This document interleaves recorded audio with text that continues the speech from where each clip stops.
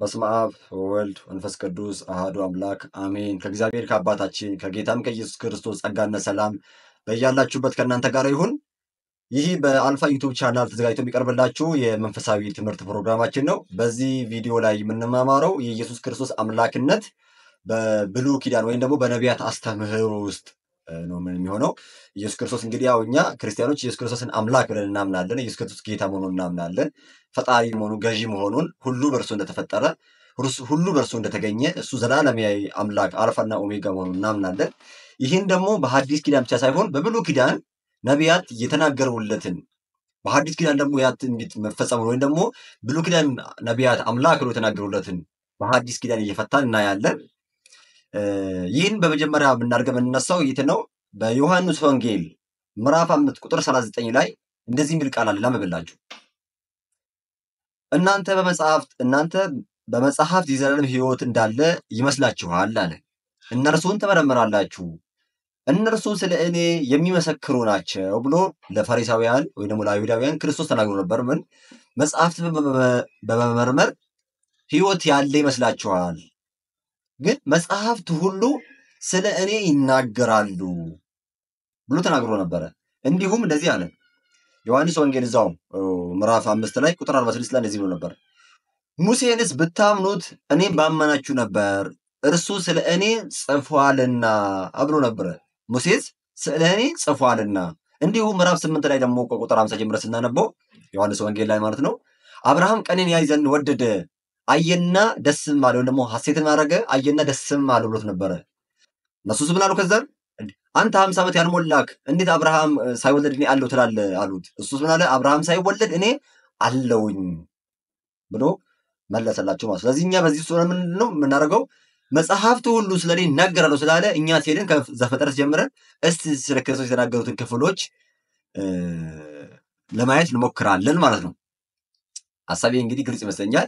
እንግዲህ ወደዛ ከመሄዳችን በፊት ሁላችሁም ይህንን ዩቱብ ቻናል ሰብስክራይብ ያድርጉት። ሌሎች ሰዎች ደግሞ እንዲደርስ ደግሞ ሼር አድርጉት። ቪዲዮ ደግሞ ቫይራል ለብዙ ሰው እንዲደርስ ላይክ ማድረጋችሁ አትርሱ። ሐሳብ ጥያቄ ደግሞ ያላችሁ ደግሞ ኮሜንት ላይ ሐሳባችሁን አስቀምጡልኝ። በዛው ኢየሱስ ክርስቶስ ጌታ መሆኑን ደግሞ ኢየሱስ ክርስቶስ አምላክ መሆኑን ደግሞ በኮሜንት ላይ ተመሰከራላችሁ ብዬ ተስፋ አደርጋለሁ። ቀጥታ ወደ ብሉይ ኪዳን ጥቅሶች እንሄድ። እንግዲህ የመጀመሪያው የብሉይ ኪዳን መጽሐፍ እንደሚታወቀው ኦሪት ዘፍጥረት ማለት ነው፣ የመጀመሪያው መጽሐፍ። ከዛ እንጀምራለን። እንግዲህ ስለ ክርስቶስ አምላክነት፣ ስለ ክርስቶስ ጌትነት፣ ስለ ክርስቶስ ዘላለማዊነት፣ ስለ ክርስቶስ አልፋና ኦሜጋ፣ ስለ ክርስቶስ ፈጣሪ ሁሉን ነገር እሱ ስለመፍጠሩ የሚናገሩ ክፍሎች ስላሉ ቀጥታ ወደዛ እንሂድ። መጀመሪያ ላይ የት እናገኛለን? የመጀመሪያ መጽሐፍ ቅዱስ ክፍል ምዕራፍ 1 ቁጥር 1 ላይ እንደዚህ ይላል፣ በመጀመሪያ እግዚአብሔር ሰማይና ምድርን ምን አለ? ፈጠረ ይላል። መጀመሪያ እግዚአብሔር ሰማይና ምድርን ፈጠረ። ይሄ እንግዲህ እዚህ ጋር እግዚአብሔር የተባለው ራሱ ኢየሱስ ክርስቶስ መሆኑን ያው እንግዲህ በስላሴ እናምናለን። ይሄ የታወቀ ነው። በአምላክነት አንድ ስለሆኑ ኢየሱስ ክርስቶስ ስንል አብ ማለታችንም እንዳይረሳ። ምክንያቱም በአምላክነት አንድ ብለን ስለምናምን በአካል ስለሆነ ሶስትነቱ። እዚህ የፈጠረ የተባለው ኢየሱስ ክርስቶስ ዘላለማዊ መሆኑን ዓለም ሳይፈጠር እሱ መኖሩን ለማመልከት መጀመሪያ እግዚአብሔር ሰማይና ምድር ፈጠረ አለ። ምን እናደርጋለን? ወደ አዲስ ኪዳን መተን ዕብራውያን ምዕራፍ 1 ላይ እንሄዳለን። ዕብራውያን ምዕራፍ 1 ቁጥር 10 ላይ እንደዚህ ይላል። ከቁጥር 1 ጀምራችሁ ስተነቡት ስለ ክርስቶስ እየተናገረ ይመጣል። መጀመሪያ ቁጥር 1 ላይ ስታነቡት ለምሳሌ እግዚአብሔር በብዙ ጎዳናና በብዙ መንገድ ለአባቶቻችን በነቢያት ተናግሮ ሁሉ ወራሽ ባደረገው ደግሞ ዓለማትን በፈጠረበት በዚህ ዘመን በልጁ ለእኛ ተናገረን ይላል። ዓለማትን በፈጠረበት በልጁ በዚህ ዘመን ለእኛ ተናገረን አለ እያለ ይመጣና ቁጥር 10 ላይ እንደዚህ ይላል። ቁጥር 10 ላይ ደግሞ ጌታ ሆይ፣ ማን ነው የሚናገረው? እግዚአብሔር አብ ነው የሚናገረው። እዚህ ጋር ኢየሱስ ክርስቶስን ነው። ቁጥር 8 ላይ አምላክ ሆይ ይላል። ቁጥር 10 ላይ ደግሞ አምላክ ጌታ ሆይ ይላል። ጌታ ሆይ አንተ ከጥንት ምድርን መሰረትክ፣ ሰማዮችም የእጅ ስራ ናቸው። አንተ ከጥንት ምድርን ምን አልክ? መሰረትክ። ሰማዮችም ምን ናቸው? የእጅ ስራ ናቸው። ዘፍጥረት ላይ ምን ብሎ ነበር? እግዚአብሔር ሰማይና ምድርን ፈጠረ። ስለዚህ በዚህ ክፍል መሰረት ኢየሱስ ክርስቶስ ምንድን ነው? እግዚአብሔር ነው። ኢየሱስ ክርስቶስ ምንድን ነው? ፈጣሪ ነው ማለት ነው። እንቀጥል። ቶሎ ለመሄድ ብዙ ጥቅሶች ስላሉ ጊዜ ስለሌለን ቶሎ እንሄዳለን። ሁለተኛ ጥቅስ ዘጸአት ምዕራፍ 3 ቁጥር 14 ላይ ዘጸአት ምዕራፍ 3 ቁጥር 14 ላይ እንደዚህ ይላል። እግዚአብሔርም ሙሴን ይላል እንግዲህ በሲና ተራራ ሙሴን ሲጠራው ማለት ነው። እግዚአብሔር ሙሴን ሲጠራው ለመጀመሪያ ጊዜ ሲጠራ ዘጸአት ምዕራፍ 3 ላይ ምን አለ?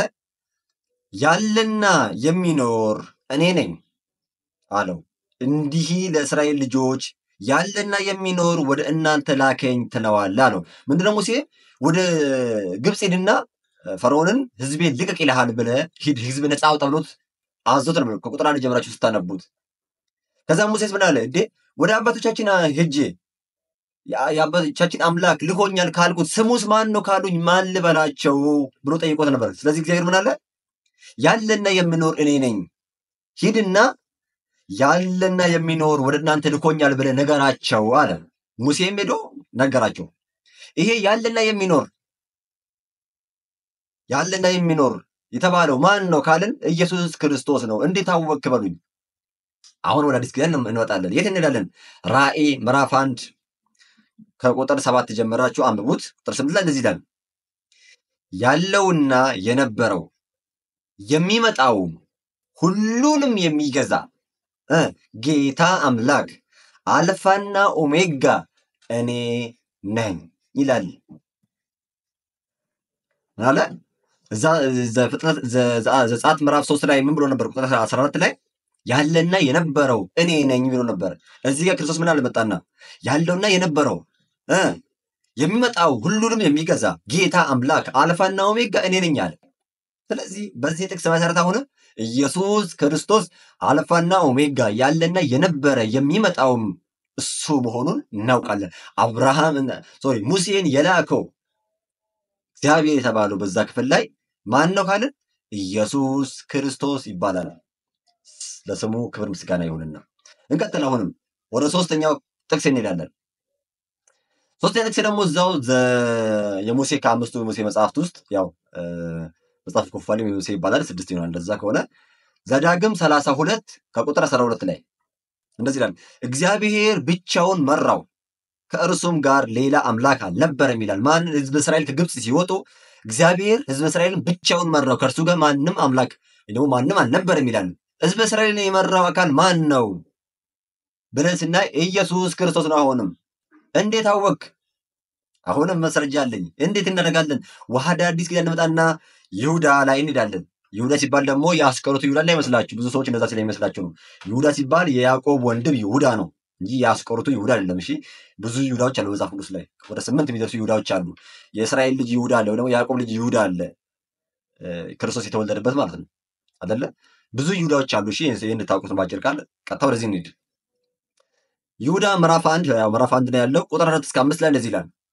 ከብዙ ጊዜ በፊት ለዚህ ፍርድ የተጻፉ አንዳንዶች ሰዎች ሸልከው ገብተዋልና ኃጢአተኞች ሆነው የአምላካችንን ጸጋ በሴሰኝነት ይለውጣሉ። ንጉሳችንና ጌታችንንም ብቻውንም ያለውን ምን አለ? ጌታችንንም ብቻውንም ያለውን ኢየሱስ ክርስቶስን ይክዳሉ አለ። ቁጥር 5 ላይ ዳሩ ግን ሁሉን አንድ ጊዜ ፈጽሞ ምንም ይጠራችሁ ብትሆኑ ጌታ ከግብፅ ሀገር ሕዝቡን አድኖ የማያምኑትንም በኋላ እንዳጠፋቸው ላሳስባችሁ እወዳለሁ አለ። ማን አለ? ግብፅ።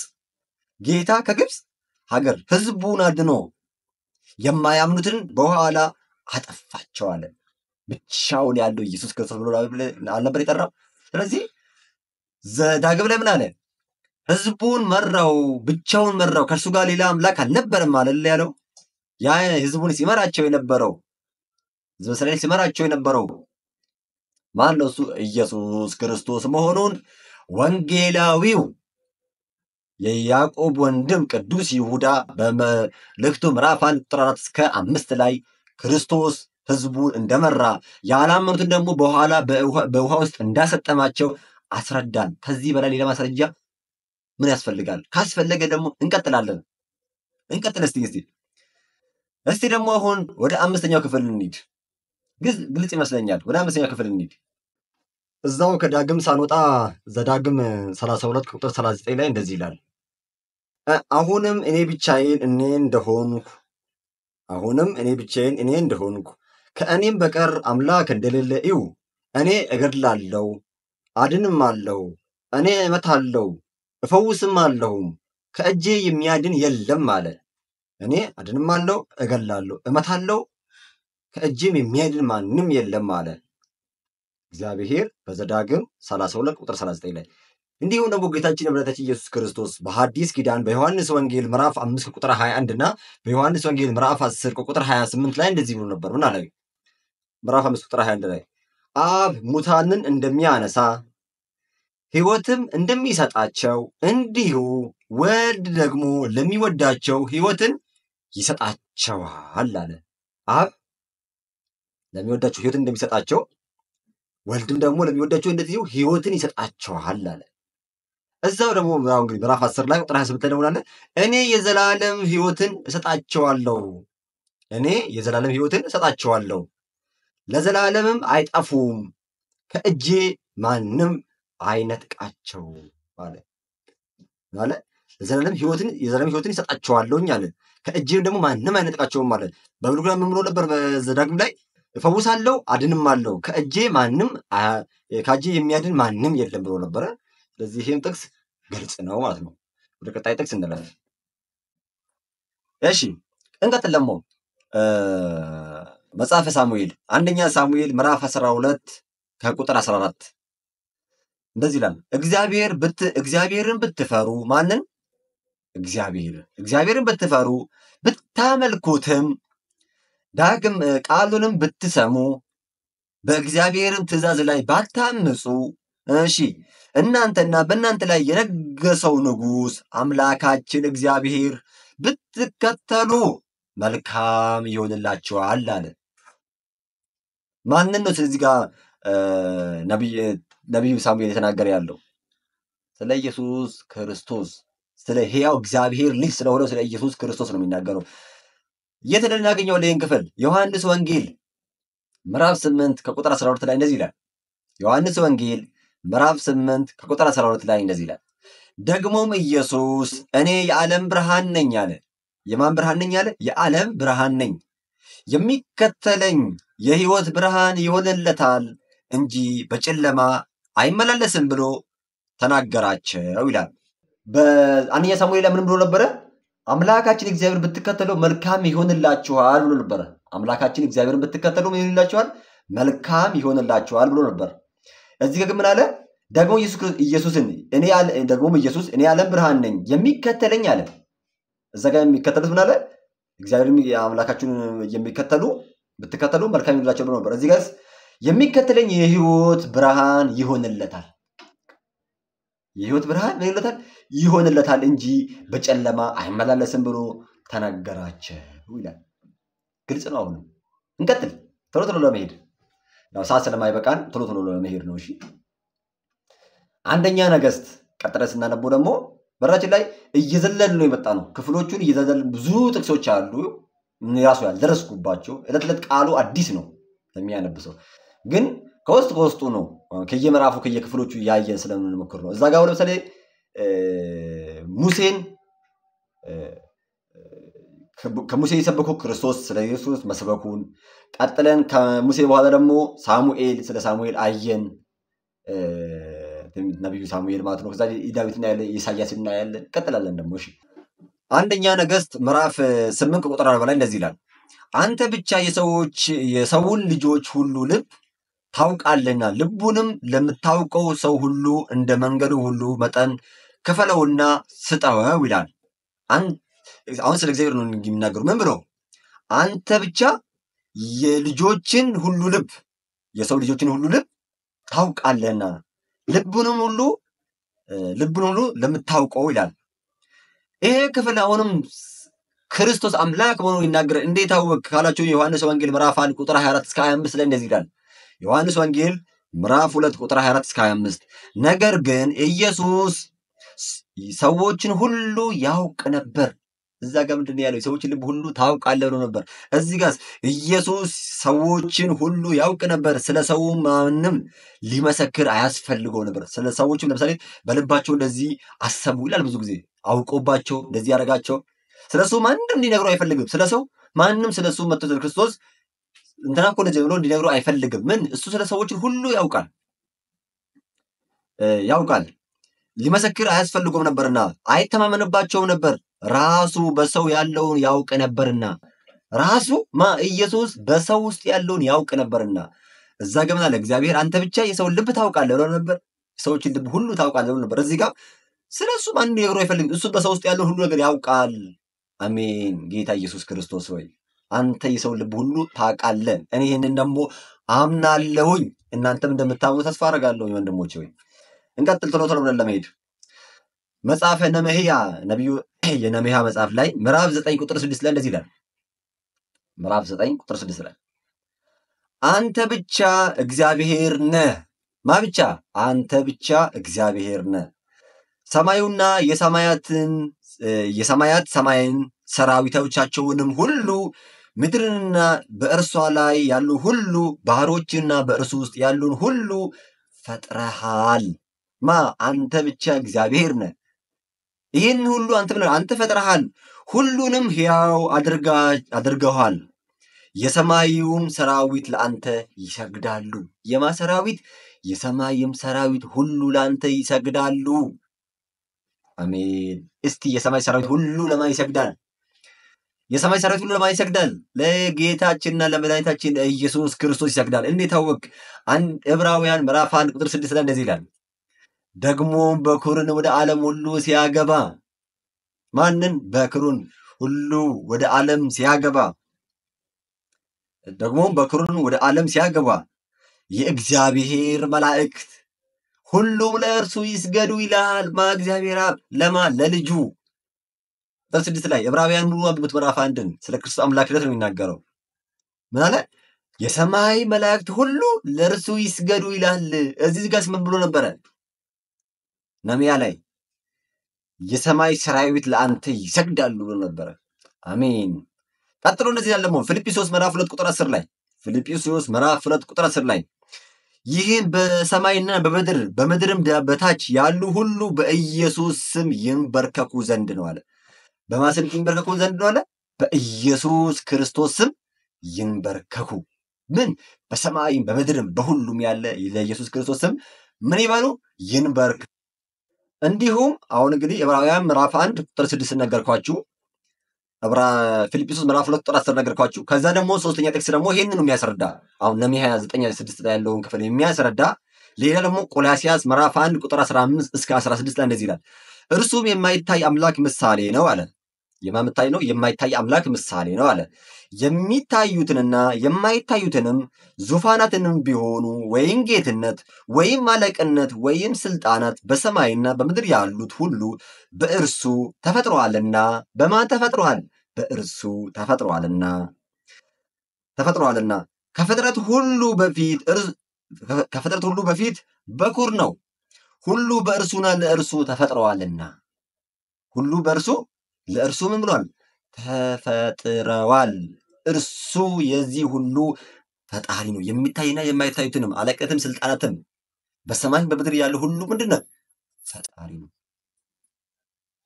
ስለዚህ አሁን ወደዚህና ወደዚያ የሚያስብል ነገር የለም። ኢየሱስ ክርስቶስ ምንድን ነው?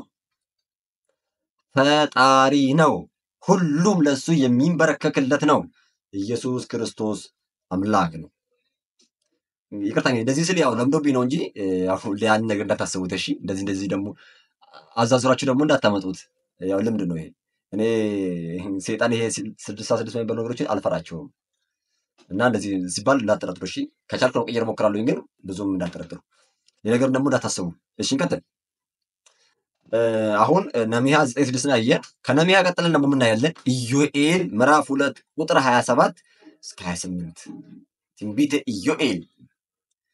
እኔም በእስራኤል መካከል እንዳለው እኔ እግዚአብሔር ነው የሚናገረው፣ እኔ አይደለሁም እወቁ።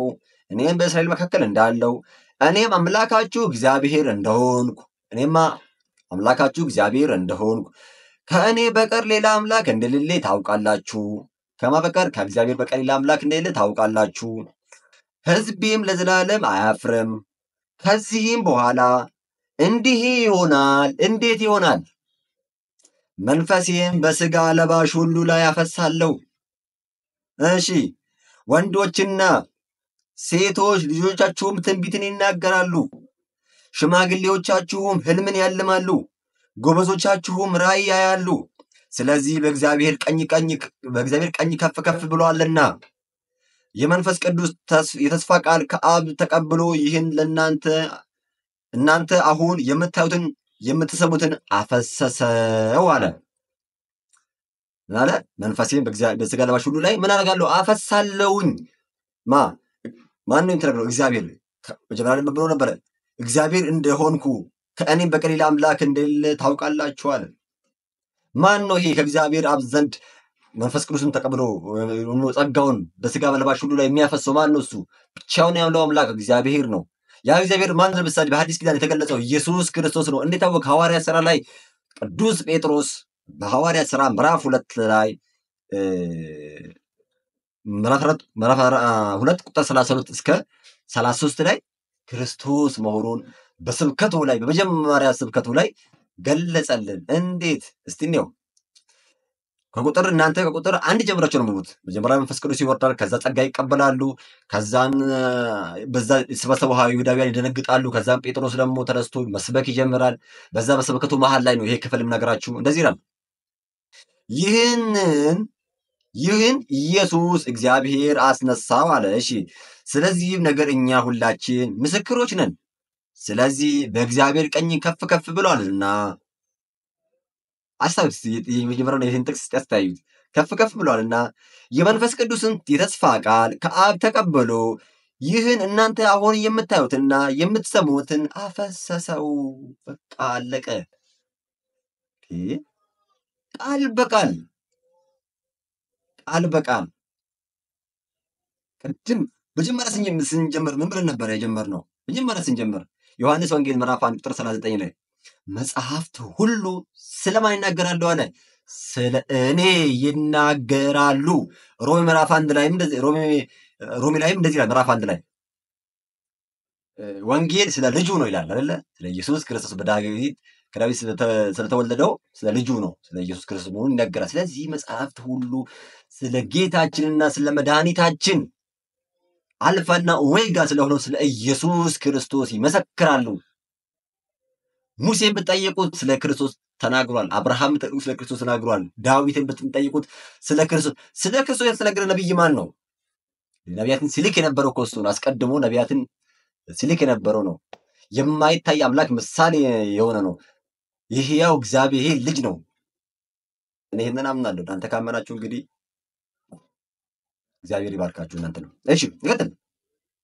እዛው ትንቢተ ኢዮኤል ምዕራፍ 2 ከቁጥር 32 ላይ ምን ብሎ ነበረ? ይቅርታ ጋር ትክክል። ትንቢተ ኢዮኤል ምዕራፍ 2 ቁጥር 32 ላይ እንዲህም ይሆናል አለ። እንዴት ይሆናል? እንዴት ይሆናል? የእግዚአብሔር ስም የሚጠራ ሁሉ ይድናል አለ። የማን ስም የሚጠራ ሁሉ? የእግዚአብሔር ስም የሚጠራ ሁሉ ይድናል። ታምናላችሁ እናንተ እግዚአብሔር ስም የሚጠራ ሁሉ እንደሚድን? ይድናልና እግዚአብሔር እንደተናገረ በጽዮን ተራራና በኢየሩሳሌም መድኃኒት ይገኛል አለ። በጽዮን ተራራና በኢየሩሳሌም ምን ይገኛል? መድኃኒት ይገኛል። ደግሞም እግዚአብሔር የጠራቸው የምስራች ይሰብክላቸው ይገኛል አለ። የመረጣቸው የምስራች ይሰብክላቸው ይገኛል አለ። ለድሆች ወንጌልን እሰብክ ዘንድ ቀብቶ ልኮኛልና ሉቃስ ወንጌል ላይ። እስቲ እንግዲህ የእግዚአብሔር ስም የሚጠራ ሁሉ ይድናል አለ አይደለ? ኢየሱስ ክርስቶስ መሆኑን እስቲ እናያለን። እንዴት? ሐዋርያው ቅዱስ ጳውሎስ በሮሜ መልእክቱ ምዕራፍ 10 ከቁጥር 9 እስከ 13 ላይ አንብቡት። እንደዚህ ይላል፣ ኢየሱስ ጌታ እንደሆነ በአፍህ ብትመሰክር እግዚአብሔርም ከሙታን እንዳስነሳው በልብህ ብታምን ምን ትሆናለህ? ትድናለህ። አሜን። ሰው በልቡ አምኖ ይጸድቃልና በአፉ መስክሮ ይድናልና። ስለማ ስለ ክርስቶስ በልቡ አምኖ በአፉ መስክሮ ይድናልና። መጽሐፍ አለ በእርሱ የሚያምን ሁሉ አያፍርም ይላልና። በማ የሚያምን? በጌታችንና በመድኃኒታችን በኢየሱስ ክርስቶስ የሚያምን ምን ይላል? አያፍርምና። እሺ አይሁዳዊና ግሪካዊ ሰው የለም መካከል በአይሁዳዊና በግሪካዊ ሰው መካከል ልዩነት የለምና አንዱ ጌታ የሁሉ ጌታ ነውና ለሚጠሩትም ሁሉ ባለጸጋ ነው። ምን ለሚሉትም ለሚጠሩት ሁሉ የጌታም ስም የሚጠራ ሁሉ ይድናል። አሜን። እዛ ምን ብሎ ነበረ? ትንቢተ ኢዮኤል ላይ የጌታን ስም የሚጠራ ሁሉም ይላል፣ ወይ ደግሞ እግዚአብሔር ስም የሚጠራ ሁሉም ይላል ይድናል። እዚህ ጋር የጌታን ስም የሚጠራ ሁሉ ይድናል። ስለዚህ ኢየሱስ ክርስቶስ ምንድን ነው? ጌታ ነው። ኢየሱስ ክርስቶስ ምንድን ነው? አምላክ ነው። ኢየሱስ ክርስቶስ ምንድን ነው? በዚህ ክፍል መሰረት እግዚአብሔር ነው። ግልጽ ነው። ቀጥል። አያልቅም። ጥቅሶቹ ራሱ አያልቁም። እኔ በቃ ካልኩ በስተቀር አያልቅም። እንቀጥል። አሁን ደግሞ ወደ እስቲ ልበ አምላክ ወደ ተባለው ወደ ቅዱስ ዳዊት እንሄድ። ዳዊት በመዝሙሩ ላይ እንግዲህ የምስጋና ጎርፍ ካፈሰሰ የተባለ ዳዊት ምን ይላል ስለ ክርስቶስ? መዝሙር 22 ከቁጥር 1 ላይ እንደዚህ ይላል፣ እግዚአብሔር እረኛዬ ነው የሚያሳጣኝ የለም አለ። በለመለመ መስክም ያሰማራኛል አይደለ? እግዚአብሔር እረኛዬ ነው የሚያሳጣኝ ማንም የለም። አዎ እኔ እግዚአብሔር እረኛዬ ነው ይጠብቀኛል፣ የሚያሳጣኝ ማንም የለም። እግዚአብሔር የተባለው ኢየሱስ ክርስቶስ መሆኑን ላሳያችሁ። እግዚአብሔር የተባለው ኢየሱስ ክርስቶስ መሆኑን ላሳያችሁ። ዮሐንስ ወንጌል ምዕራፍ 10 ከቁጥር 11 ላይ ጌታችን መድኃኒታችን ኢየሱስ ክርስቶስ ስለራሱ የተናገረው ክፍል እንደዚህ ይላል፣ መልካም እረኛ እኔ ነኝ። መልካም እረኛ ማን ነኝ? እኔ ነኝ። መልካም እረኛ ነፍሱን ስለ በጎቹ ያኖራል፣ ከእጅ ማንም አይነጥቃቸውም። ከክርስቶስ እጅ የሚነጥቅ አካል አለ? ማንም ከክርስቶስ እጅ የሚነጥቅ የለም። ስለዚህ ምናለ መልካም እረኛ እኔ ነኝ። ዳዊት ምን ብሎ ነበረ? እግዚአብሔር እረኛዬ ነው የሚያሳጣኝ የለም፣ በለመለመ መስክም ያኖረኛል፣ ያሰማራኛል። ስለዚህ ኢየሱስ ክርስቶስ እግዚአብሔር ነው። በዚህ ክፍል መሰረትም ኢየሱስ ክርስቶስ እረኛ ነው፣ እውነተኛ እረኛ ነው። ከእጁ ማንም በጎቹን ፈልቅቆ ማውጣት የማይችል ጠንካራ አምላክ ነው። ሁሉን ቻይ ጌታ ነው። እንቀጥል። አሁንም እንግዲህ መዝሙረኛው ዳዊት ስለ እግዚአብሔር እንደዚህ ይገኛል። አሁንም ደግሞ መዝሙረ ዳዊት ምዕራፍ 33 ቁጥር 6 ላይ እንደዚህ ይላል፣ በእግዚአብሔር ቃል ሰማዮች ጸኑ፣ ሰራዊቶቻቸውም ሁሉ በአፉ ውስጥ ትንፋስ። ምን አለ? በእግዚአብሔር ቃል ሰማዮች ምን አሉ? ጸኑ፣ ሰራዊቶቻቸውም ሁሉ በአፉ ውስጥ ትንፋስ። ሰማዮች በማን ቃል የጸኑት? በእግዚአብሔር ቃል። ማን ነው ይሄ እግዚአብሔር ቃል የተባለው? ኢየሱስ ክርስቶስ ይባላል። ኢየሱስ ክርስቶስ ይባላል። እኔ እስቲ ኢየሱስ ክርስቶስ መሆኑን ዮሐንስ ምዕራፍ 1 ቁጥር 3 ላይ እንደዚህ ይላል። ዮሐንስ ምዕራፍ 1 ቁጥር 3 ላይ ሁሉ በእርሱ ሆነ፣ ከሆነውም አንዳች እንኳ ያለ እርሱ አልሆነም። ማለት ሁሉ በእርሱ ሆነ። ምን ብሎ ነበር ዳዊት? በእግዚአብሔር ቃል ሰማዮች ጸኑ። እዚህ ጋር ሁሉ በእርሱ ሆነ። በቃል ዮሐንስ ወንጌል ምዕራፍ 1 ነው ቁጥር 1 ጀምሮ ስታነቡት መጀመሪያ ቃል ነበር፣ ቃል እግዚአብሔር ዘንድ ነበር፣ ቃል እግዚአብሔር ነበረ፣ ይህም መጀመሪያ በእግዚአብሔር ዘንድ ነበረ፣ ሁሉ በእርሱ ሆነ፣ ከሆነም አንዳች እንኳ ያለ እርሱ አልሆነም ብሎ ይቀጥልናል። ቁጥር 14 ላይ ቃልም ሥጋ ሆነ፣ ጸጋና እውነትን ተሞልቶ በእኛ አደረ አለ የሚለው። ስለዚህ ምን አለ? ሁሉ በእርሱ ሆነ፣ ከሆነው እንኳን አንዳች እንኳን ያለ እርሱ አልሆነም። ስለዚህ በእግዚአብሔር ቃል ሰማዮች ሁሉ ጸኑ የተባለው ኢየሱስ ክርስቶስ ነው። በራእይ ላይም ደግሞ ላሳያችሁ አንድ ጊዜ። እሺ ቀጥል። ያው ካሜራ ትንሽ ስለምታስቸግር ነው። እሺ በመሀል ላይ ስታክ የማደርገው አሁን እዚህም ላይ ሰማዮች በእግዚአብሔር ቃል ጸኑ የሚለውን ወስደን ዮሐንስ ወንጌል ምዕራፍ 1 ላይ ያለውን ደግሞ ወስደን ሁሉ በእርሱ ሆነ የሚለውን አየን አይደለ? የእግዚአብሔር ቃል ራሱ ኢየሱስ ክርስቶስ መሆኑንስ በምን አወቅን? ቃል በቃል ራሱ አለው ከተባለ አዎ አለ። የት ነው ያለው?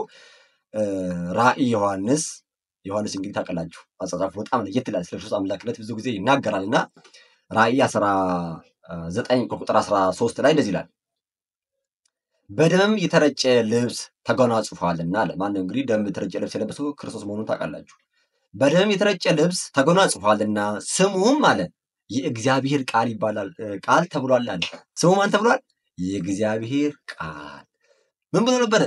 ሰማዮችም በእግዚአብሔር ቃል ጸኑ አይደል ያለው ቅዱስ ዳዊት።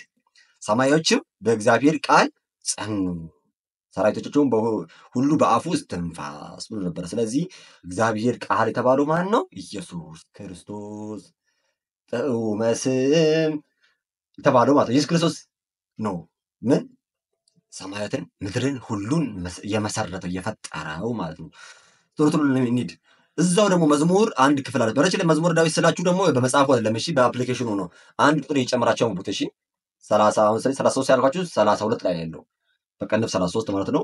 አሁን ደግሞ መዝሙር 34 እሺ መዝሙር 34 ቁጥር 15 ላይ እንደዚህ ይላል። የእግዚአብሔር ዓይኖች ወደ ጻድቃን ጆሮችም ወደ ጩኸታቸው ነው ይላል። ምን? የእግዚአብሔር ዓይኖች ወደ ጻድቃን ጆሮቹም ወደ ጩኸታቸው ነውና። ጆሮቹ ወዴት ነው? ወደ ጩኸታቸው ነውና። ይሄም ደግሞ የእግዚአብሔር ዓይኖች የተባለው ማን ነው? ኢየሱስ ክርስቶስ መሆኑን ደግሞ ለመረዳት ዮሐንስ ወንጌል ምዕራፍ 9 ቁጥር 31 ላይ እንደዚህ ይላል። እግዚአብሔርን የሚፈራ ፍቃዱንም የሚያደርግ ቢኖር ያንን እግዚአብሔር ይሰማዋል እንጂ ኃጢአተኞችን እንዳይሰማ እናውቃለን አለ። ምን አለ? እግዚአብሔር የሚፈራ ፍቃዱን የሚያደርግ ቢኖር ያንን እግዚአብሔር ይሰማዋል። ስለዚህ እንጂ ኃጢአተኞችን እንዳይሰማ እናውቃለን አለ። ስለዚህ ኢየሱስ ክርስቶስ ምን አለ? እኔ ብትሰሙኝ ሕይወት ታገኛላችሁ አለ። እዛ ግን አለ እግዚአብሔር ወደ ዓይኖቹ ወደ ጻድቃን ጆሮቹ ወደ ጩኸታቸው ነው ብሎ ነበር። ስለዚህ ክርስቶስ እግዚአብሔር መሆኑን እንረዳለን ማለት ነው። እዛው ደግሞ መዝሙር 45 ላይ ቁጥር 6 ላይ 44 በቅንፍ 45 ማለት ነው። አምላክ ሆይ አለ። ምን አለ? አምላክ ሆይ ዙፋን ለዘላለም ነው፣ የመንግስትህን በትር የቅንነት በትር ነው። ምን አለ? አምላክ ሆይ ዙፋን ለዘላለም ነው፣ የመንግስት በትር የቅንነት በትር ነው። ቃል በቃል እግዚአብሔር አብ ስለ ልጁ ሲናገር ግን አለ ዕብራውያን ምዕራፍ 1 ቁጥር 8 ላይ እንደዚህ ይላል። ስለ ልጁ ግን እግዚአብሔር ስለ ልጁ ግን አምላክ ሆይ ዙፋን እስከ ዘላለም ድረስ ይኖራል፣ የመንግስት በትር የቅንነት በትር ነው። ቃል በቃል ነቢይ ዳዊት የተናገረውን እዚህ ጋር ደግሞ ቅዱስ ጳውሎስ መልሶት ምን አለ? ስለ ልጁ ግን አምላክ ሆይ ዙፋን እስከ ዘላለም ድረስ ይኖራል፣ የመንግስት በትር የቅንነት በትር ነው። አጭርና ግልጽ፣ ከዚህ በላይ ነገር የለም። እሺ እዛው ደግሞ መዝሙር 47 ቁጥር 5 ላይ እንደዚህ ይላል። አምላክ በእልልታ እግዚአብሔር በመለከት ድምፅ አረገ። ይሄን መጥቅስ ራሱ ልሰጣችሁ አያስፈልገኝም። ማን ነው በእልልታ ያረገው ወደ ሰማይ? ምን አለ እዚህ ጋር? አምላክ በእልልታ እግዚአብሔርን በመለከት ድምፅ አረገ ተብሎ ነበር አይደለ? ሉቃስ 24 ላይ ከቁጥር 51 ላይ ምን ይላል? ሲባረካቸውም ከእነርሱ ተለየ፣ ወደ ሰማይም አረገ። አምላክ በእልልታ እግዚአብሔርን በመለከት ድምፅ አረገ። እያዩትም ምን አለ? ከፍ ከፍ ከፍ አለ፣ ደመናም ከነሱ ሰወረቻቸው። መላእክት መጡና እናንተ ገሊላ ሰዎች ሆይ ስለምን ቆማችኋል? በዚህ እንደዚህ ሲሄድ ያያችሁት እንደዚሁ ሲመጣ ታዩታላችሁ አይደል ያሉት። ክርስቶስ ምንድን ነው? አምላክ ነው። ክርስቶስ ምንድን ነው? እግዚአብሔር ነው። 4 ነጥብ። ይሄንን የማያምን እየተረገመ ነው።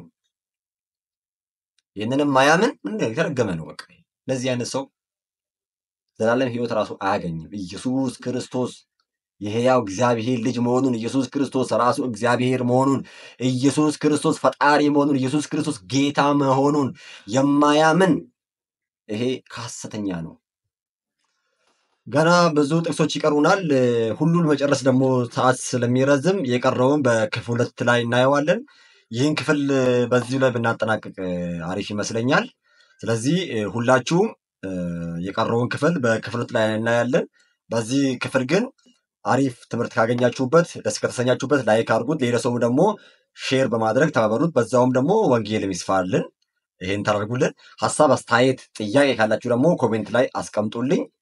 እንግዲህ መልካም እናንተ ፊድባክ እጠብቃለሁ። ማስተካከለው ነገር ካለ አስተካክላለሁኝ።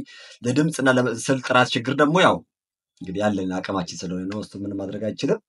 ስለዚህ ሁላችሁም የቀረውን ክፍል በዛኛው ክፍል እንገናኛለን። በተረፈ ደግሞ ቲክቶክ ቻናላችን በዚሁ ስም ተመሳሳይ ነው፣ አልፋ ነው የሚለው በአማርኛ ደግሞ በእንግሊዝኛ። እንደውም ደግሞ ዩዘር ኔም ከፈለጋችሁ ደግሞ አልፋ ጂሰስ 1 የሚል ነው ቁጥር ያለው። ቴሌግራማችንም እንደዚሁ ነው። መታችሁ ዘና ተሳተፉ። ወስብሐት ለእግዚአብሔር። ስላዳመጣችሁኝ አመሰግናችኋለሁኝ። ሰላም ክርስቶስ ይብዛላችሁ።